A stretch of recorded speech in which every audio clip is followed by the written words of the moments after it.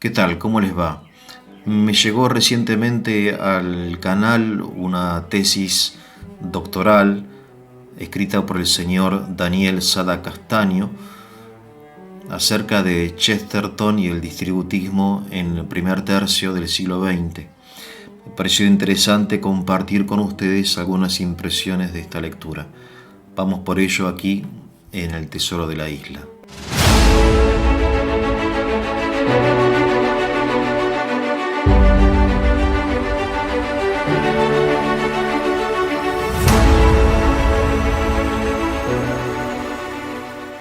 Bien, antes de empezar quería recordarles que si tienen alguna pregunta pueden escribirme a mi correo electrónico, intentaré responderla o quizá hacer alguna entrevista con alguna persona idónea que pueda hacerlo mejor que yo, ¿no? Bueno, el distributismo es realmente un pensamiento muy profundo, muy hermoso, desarrollado por personas de una gran inteligencia y de un gran corazón. Es decir, Chesterton y Belloc, que son las principales figuras del distributismo, asumieron el desafío que León XIII le propuso al pensamiento católico, ¿no? A partir de la encíclica Rerum Novarum, de concentrarse en cuestiones de economía, no andar volando por ahí, sino de atender a la cuestión obrera, ¿no? Al problema de la desigualdad, al problema de la concentración de los bienes, a los problemas del estatismo o del individualismo, del capitalismo liberal, del socialismo, todas estas corrientes políticas y económicas que después harían obviamente eclosión en el siglo XX, ¿no? Entonces León XIII, en forma profética, en su encíclica Rerum Novarum, que trata el tema de la cuestión obrera, le pide a los laicos, él finalmente es cura, no es especialista, ni debe serlo en estas cuestiones. Dice, bueno, a ver, pónganse a trabajar, los católicos, pónganse a pensar, piensen en economía, piensen una economía cristiana, al menos humana, ¿no? Que responda al orden natural, pero que no suprima la libertad, y que por otro lado no deje que la libertad sea usada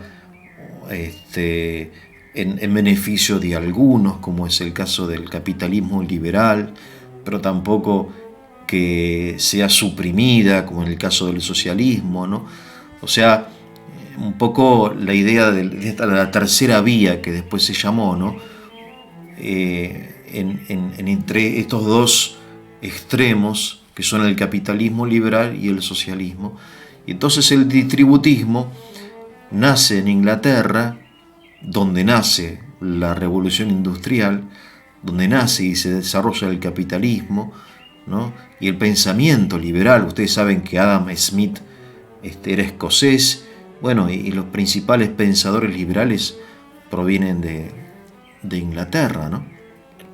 De Gran Bretaña, quizá, mejor dicho.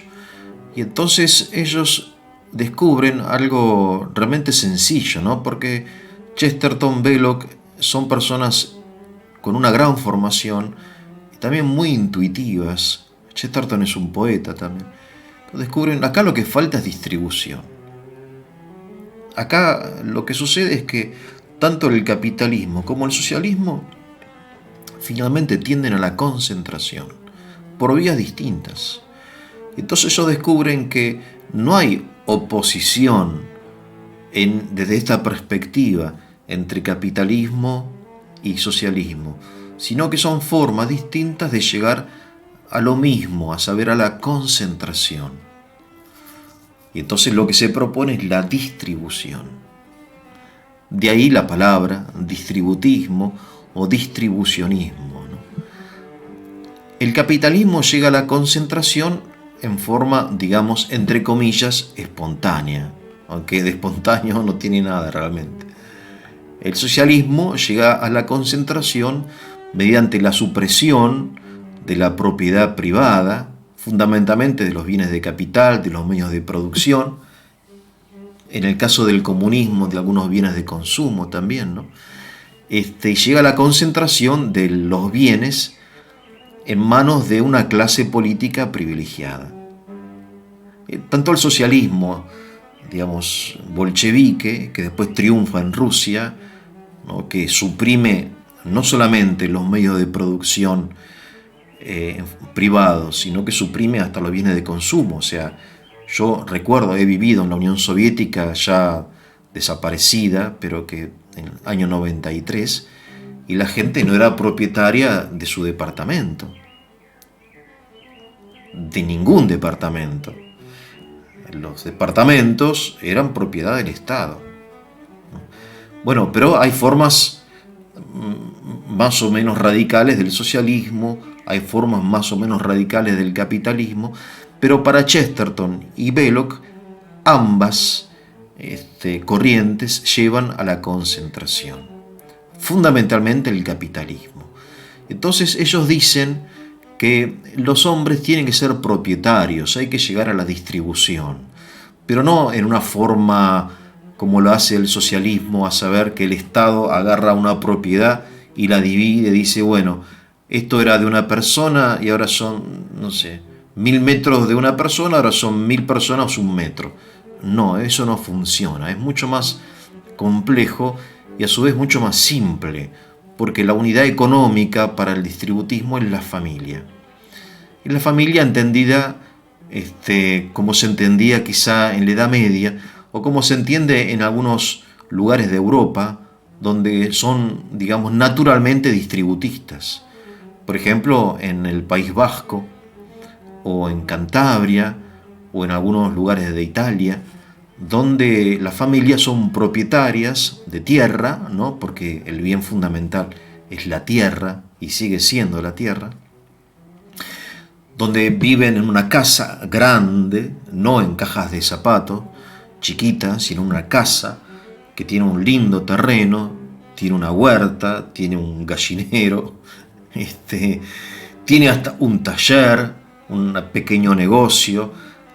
Digamos, la familia también es dueña de los medios de producción, un poco la idea del distributismo, que la critican de utópica, pero para mí no es utópica, es maravillosa, y aparte es súper realizable, ¿no? En la Argentina ni qué decir, con la tierra que tenemos. Lo que pasa es que nos falta valero, pero en otros lugares con menos tierra hay mayor distribución. Pero la idea del distributismo son estas propiedades más o menos grandes, ¿no?, donde una familia puede al menos tener para vivir. Después, obviamente, va a trabajar y tendrá un salario, qué sé yo, pero es propietaria. Chesterton habla del gusto de ser propietario. Para el pensamiento socialista, ser propietario es deshumanizante, ¿no? Hay un poema, no sé si un poema de uno de estos progresistas que dice, yo era hombre y ahora soy propietario. Todo lo contrario, es maravilloso ser propietario. Hay que sentir el gusto de ser propietario. Es un deber, dice Chesterton, ser propietario. Porque es en la propiedad donde uno realiza su libertad. Por eso, para los distributistas hay una relación interesante entre 3 conceptos que son la felicidad, la libertad y la propiedad. El hombre está en la tierra para ser feliz, no para ser rico, tampoco para ser pobre, sino para ser feliz. Y la felicidad se adquiere, se llega a la felicidad mediante el desarrollo de la personalidad. Y eso se hace mediante la libertad. La libertad no entendida como libertad de papá, de mamá, libertad de Dios, libertad de la ley, sino libertad para, libertad creativa, responsable, libertad para. Y para ser libre hay que ser propietario de algo, ¿no?, al menos de tu casa. Cosa que hoy en el mundo no todos, ni mucho menos, son propietarios de su casa, ¿no? Mucha gente ni tiene casa. O la casa es del banco, ¿no? Por eso, esta es un poco la idea del distributismo. Es una idea muy, muy hermosa y que está llena de implicaciones y que se realiza en muchos lugares. Hay un pensador distributista que dice que algunos países son distributistas por naturaleza. El caso de Polonia, él menciona Irlanda, España, Portugal, Italia. Uno ve una gran cantidad de propietarios, más allá de que también ve grandes empresas y grandes superficies comerciales, ¿no? Grandes supermercados, pero hay mucha empresa pequeña, mucha pyme, como decimos aquí. Y hay países que son naturalmente capitalistas, digamos, donde históricamente se ha dado una concentración del capital. Y uno de esos países es Inglaterra. Pero esa concentración del capital no ha sido capitalista, sino ha sido estatista. ¿Por qué? Y esto lo explica Belloc. Belloc dice que el capitalismo nace en Inglaterra durante la expropiación de los bienes de la Iglesia, con Enrique VIII. En el siglo XVI, Enrique VIII, ustedes saben, crea su propia iglesia, la Iglesia Nacional de Inglaterra, la Iglesia Anglicana, cuya cabeza es el rey, que viene a reemplazar la cabeza visible de la Iglesia, ¿no? El Papa. Y entonces decide él expropiar los bienes de la Iglesia, que eran bienes de los campesinos. No era que el abad o el monje, el ecónomo del monasterio era el propietario, no, eran bienes, digamos, que era un régimen distributista, en camino al distributismo, porque aún la propiedad, entendida no como la entendemos hoy, pero en una forma más amplia, pertenecía al monasterio, pero lo que los campesinos trabajaban eran del campesino. Dicen ellos que en el siglo XVI se interrumpe el proceso distributista. Se interrumpe el proceso distributista. Hubiera sido más distributista en la sociedad inglesa si no fuese por la reforma de Enrique VIII, ¿qué es lo que hace? Agarra todas las propiedades de los monjes y ¿a quién se las da? A 50 familias. Ese es el origen del capitalismo, esto está estudiado, no hace falta. Después viene la revolución industrial, pero el capital ya está formado. En aquella época el capital era fundamentalmente la propiedad agraria, ¿no? Por eso esto del orden espontáneo está bien, pero las grandes fortunas no se originan espontáneamente, sino que son decisiones del Estado, del gobierno, o bien arreglos, grandes negocios. Por eso el distributismo es muy desconfiado, muy aprehensivo en relación al capitalismo, porque nace en un país capitalista, que es Inglaterra, ¿no? En este sentido hay un límite acá porque, bueno, no vieron las consecuencias del socialismo soviético, que son peores que las del capitalismo.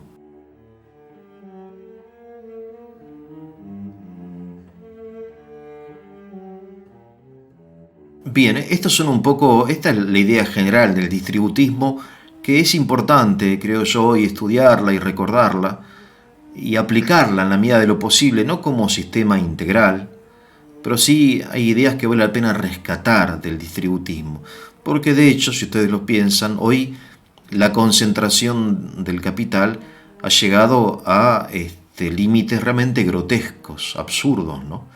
Recientemente leí que un millonario de estas grandes empresas informáticas tiene un capital personal equivalente a 100 millones, escuchen, 100 millones de salarios medios de Estados Unidos, ¿no? Es decir, nunca hubo, ni en la época de la monarquía absoluta ni de los emperadores romanos, nunca hubo tanta concentración del capital como en nuestra época. Y esto se explica por la lógica interna del capitalismo, porque el capitalismo liberal lleva a la concentración, hace que los ricos sean más ricos y que los pobres sean más pobres.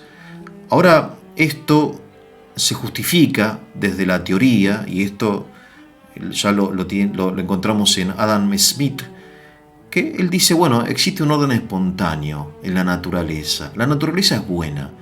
No reconoce Adam Smith el pecado, ¿no?, como factor a tener en cuenta en la vida individual y comunitaria de los pueblos, ¿no? Entonces dice, hay un orden espontáneo que no hay que tocarlo, porque lo tocamos y bueno, hacemos lío, ¿no? Eso es lo que pasa en el socialismo, que hace lío, ¿no? Y en ese orden espontáneo, el motor de ese orden espontáneo de la economía es el egoísmo, entendido como interés personal, no entendido en sentido peyorativo, vos sos un egoísta, no. El interés personal. El interés personal hace que las partes en una situación de mercado se pongan de acuerdo en relación al precio, ¿no? Hay alguien que vende un producto y otro lo compra. Ambos buscan su propio interés. Y ese es el orden espontáneo, la famosa esta mano invisible, y bueno, y etcétera. La verdad que no es así. No es así históricamente. Las grandes fortunas no se hicieron espontáneamente. Y después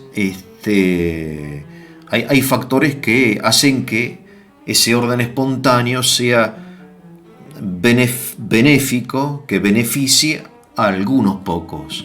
Por eso ellos definen el capitalismo, los distributistas definen el capitalismo a partir del concepto de mayoría y minoría. Dicen, el capitalismo es el sistema económico donde una minoría posee la mayoría de los bienes y donde la mayoría es asalariada.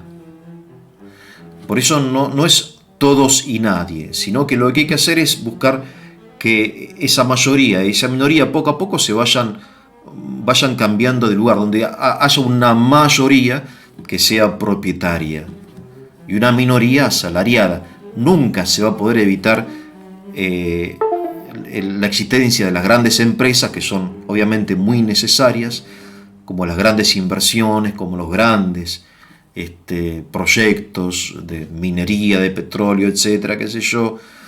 Pero lo que importa es que la proporción cambie, no que el mundo cambie, porque lo humano es siempre imperfecto, pero que la proporción no sea tan grotesca, ¿no? Bueno, y ese grotesco no puede ser defendido a partir del orden natural. En el distributismo, esta idea del orden espontáneo no es aceptada. El orden natural no es espontáneo. El orden natural es algo que la razón descubre y que debe realizar mediante la voluntad, como sucede en el caso del COVID. El orden espontáneo sería, bueno, dejemos que este virus de porquería nos contagie y nos morimos. Ese es el orden espontáneo, no. El orden natural que descubre la razón es tenemos que defender nuestra vida y por eso combatir. Y bien, ¿por qué es importante el distributismo? Porque hasta la caída del muro de Berlín, el capitalismo no podía realizar, entre comillas, sus planes de concentración excesiva de los bienes de producción, porque tenía enfrente a la Unión Soviética, en una palabra, al socialismo, ¿no? Entonces había que buscar que el bienestar se distribuya, que se distribuya la renta, al menos, no la propiedad, sino la renta, los beneficios. Porque el capitalismo en el siglo XX, y esto es importante también, no es el capitalismo del siglo XIX o de inicio del siglo XX que conocieron Chesterton y Belloc, ¿no? En aquella época el asalariado no recibía un salario familiar, mínimo, vital y móvil.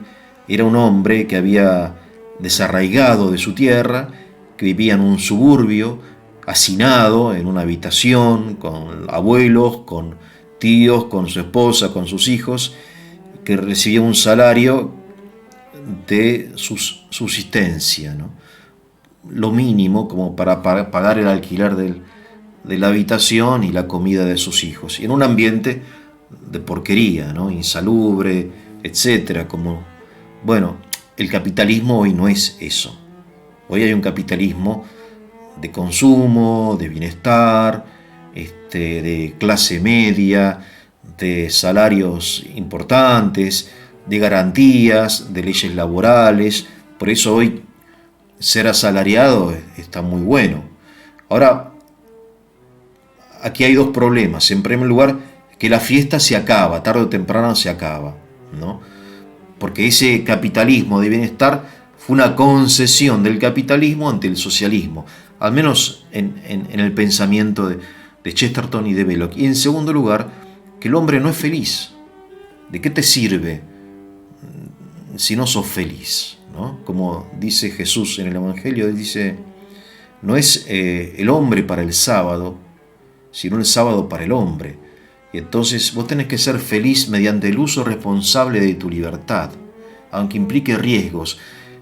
Y eso se hace mediante, mediante la propiedad, el ejercicio efectivo, el uso de tu propiedad. Multiplica tus riquezas, ¿no? Vos has recibido un denario, multiplicalo. Y eso se hace mejor en condiciones de trabajo independiente que de asalariado, ¿no? Obviamente esto es muy relativo, estos no son principios ideológicos, por eso está muy bien ser asalariado y no ser propietario, cada uno hace lo que quiere y lo que puede, ¿no? Por eso en el distributismo no hay soluciones técnicas o principios absolutos, sino hay un pensamiento creativo muy fecundo que después se aplican en forma distinta, en países distintos y en personas distintas, ¿no? Obviamente depende de la vocación que cada uno tenga, pero bueno, al menos tenemos que ser propietarios de nuestra casa, si no de los bienes de producción, porque uno puede ser un profesional, un docente, un médico, un policía, no son propietarios de nada, pero sí son propietarios de su educación. Y esto es algo que vale la pena remarcar, y con esto termino. Quizá en unos días haga una continuación de esto porque me parece interesante. Bueno, entonces decía que sin educación no hay propiedad que valga. No hay educación, digamos, aunque uno pueda ser propietario de algo, si no tiene la educación, las herramientas intelectuales y las habilidades prácticas y las virtudes morales para hacer fecunda esa propiedad, sembrándola, trabajándola, cuidándola, no te sirve de nada. El gran problema hoy no es la falta de propiedad, eso ya fracasamos en eso, sino el gran problema hoy, para mí, es la falta de educación, ¿no? Bien, un poco estas son las ideas del distributismo, que son ideas realmente que son muy interesantes y que vale la pena recordar. Bueno, y gracias a este trabajo que me hizo llegar un amigo, pude recordar, porque el autor de este trabajo tiene un gran mérito. El mérito de haber traducido e investigado las fuentes originales del distributismo, porque Chesterton durante muchos años escribió muchos artículos, todas las semanas escribía, tenía un semanario, ¿no? Y él lo que hizo fue encontrar estos artículos, fotocopiarlos, traducirlos, estudiarlos, y no sé si en lengua española es la primera vez que se hizo. Bien, que tengan un muy buen día.